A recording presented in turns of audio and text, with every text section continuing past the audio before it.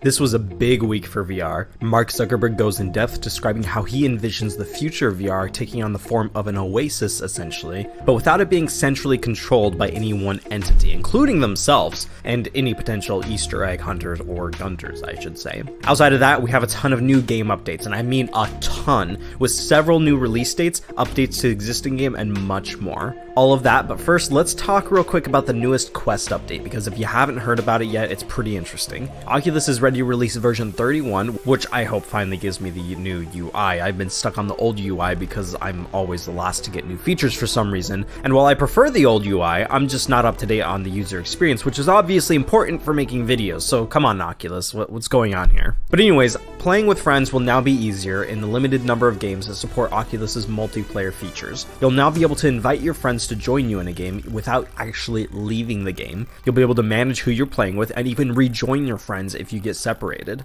Beyond just in the headset, you'll also be able to use the phone app to generate a custom invite link to send to your friends. You'll be able to post this link anywhere, and they even suggest posting it on a billboard, for example. I'd like to see someone actually put it on a billboard right where Zuckerberg would actually see it on his way to work, just to see if he would actually join. If this were a Mr. Beast style channel, I'd do it, but you know, I'm way too broke for that. Messenger in the headset is going to start looking more like the phone app. You'll be able to see, read, and send receipts now, and you'll actually be able to react to messages. And by react, I mean put an emoji on it. Not the other react. Obviously, you can react to your girlfriend breaking up with you however you want, but at least now if you see it in VR, you can actually respond with an angry face. Oculus is upgrading security, or at least the appearance of it. You now have a dedicated security settings panel to set or change an unlock pattern. You'll also be able to save passwords in the headset, so that's easier and quicker to log in to whatever sites you're using on your browser.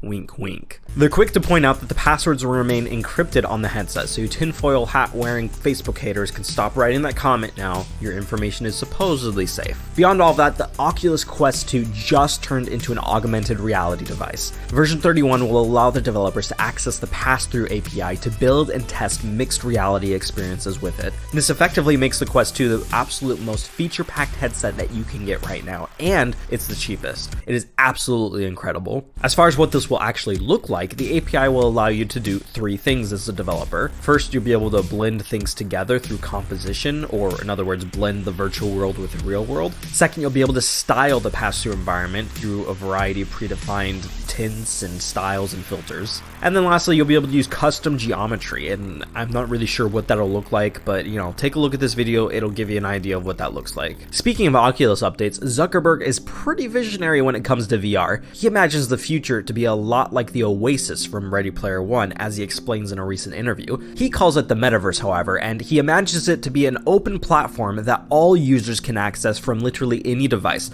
kind of like the internet. He said, and I quote, "You can think about it as the successor to the mobile internet, and it's certainly not something that any one company is going to build. You can think about the Metaverse as an embodied internet, where instead of just viewing content, you're in it, and you feel present with other people as if you were in other places, having different experiences that you couldn't necessarily do on a 2D app or web page." He goes on to describe it as being accessible not just to VR and AR devices, but also PCs, mobile devices, and game consoles. Naturally, VR will be the most important medium because, as he said, it's the technology that delivers the clearest form of presence. When I often thought of Oculus, I always thought of it as some weird acquisition made by an iconic social media company, but Zuckerberg has plans to integrate this metaverse as part of that, as part of Facebook. I mean, this has become pretty obvious lately, with Oculus becoming a part of Facebook Reality Labs, and then also the requirement to log into Facebook to actually use the headset. But this is how he sees the company. He says, "I think all of these different initiatives that we have at Facebook today will basically ladder up together to contribute to building this metaverse vision. And my hope, if we do this well, I think over the next 5 years or so, in this next chapter of our company, I think we will effectively transition from people seeing us as primarily being a social media company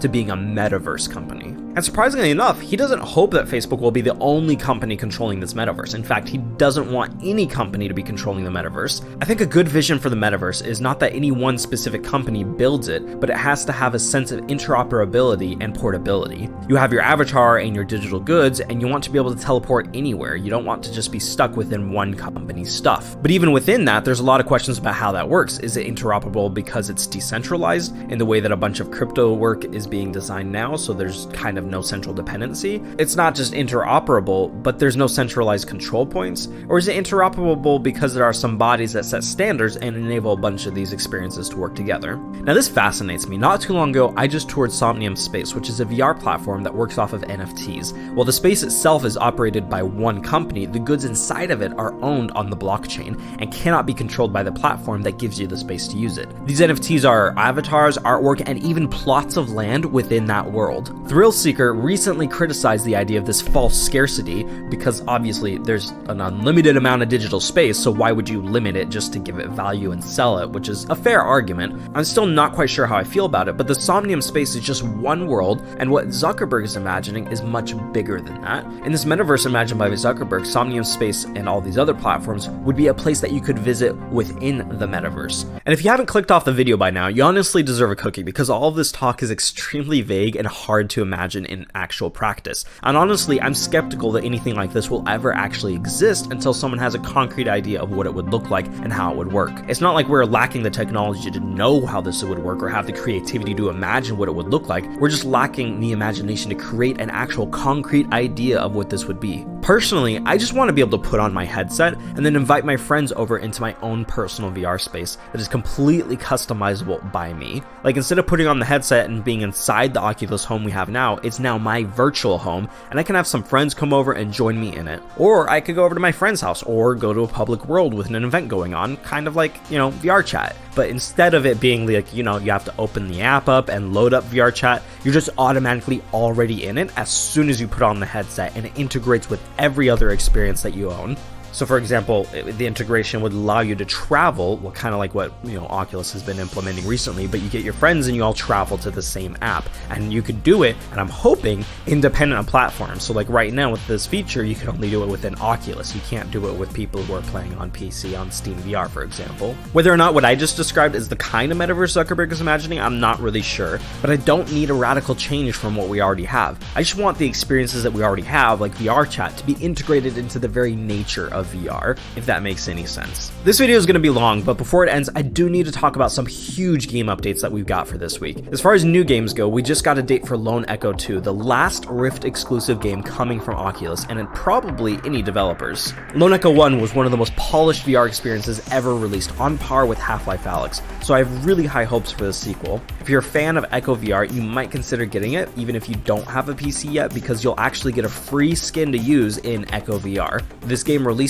on August 24th, by the way. And releasing on the same day as Lone Echo 2, I Expect You to Die 2 is also releasing for all platforms, including the Quest. The first one was highly acclaimed, so definitely check it out if you haven't already, especially if you're a fan of spy movies like James Bond. I've recently just been binging the newest James Bond movies, so I'm actually pretty into this right now. I think I'll finally jump into I Expect You to Die 1, which I haven't played yet, which is a crime. Coming to Quest on August 5th is Stride. This is a fabulous parkour simulator already available for PC. I showed this game to my brother who loves working out and parkour, and he played the game for 2 hours straight. You essentially run over obstacles and shoot enemies in 3 different game modes, and I highly recommend it. It's already on the shortlist for 2021 Game of the Year category for the VR Awards, so really it is worth checking out. We don't have a date yet for after the fall, but it was announced that they do need more time to finish the game, and so it won't be releasing until later this year. While this year we will still see a Quest 2 release, apparently the Quest 1 version won't be available until next year, which should tell you that they're making a pretty demanding game, which is a really good sign, unless of course, you're on Quest 1 still. I fully support this decision to delay the development because I'd rather see the developers release something closer to a finished game than just another half-finished cash grab like a lot of other games. I also gotta mention Superhot getting review bombed for removing a self-harm scene from the game after being in it for something like 4 years, I think.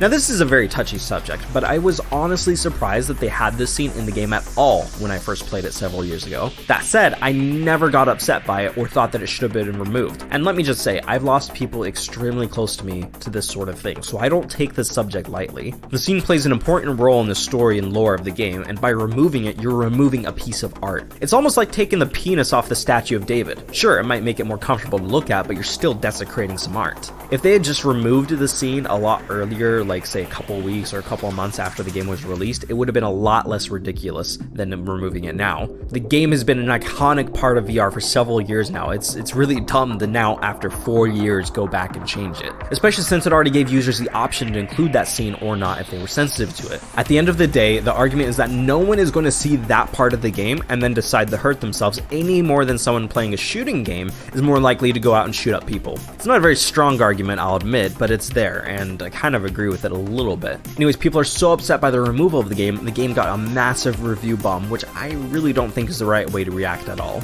Mostly because, yeah, it gets your message across, but, those reviews are going to stay there. I mean, some people might remove theirs, but they're always going to be there, and it's always going to affect the game's future performance. Population 1 is getting ready to launch some cool post-Season 2 stuff with a very medieval theme. We have this new look at a new area on the map taking place at Complex 33 next to Frontier. Pretty soon, Population 1 map is going to feel a lot more like Disneyland than an actual battle zone. We also have tons of leaks for future character skins, some of which look really cool.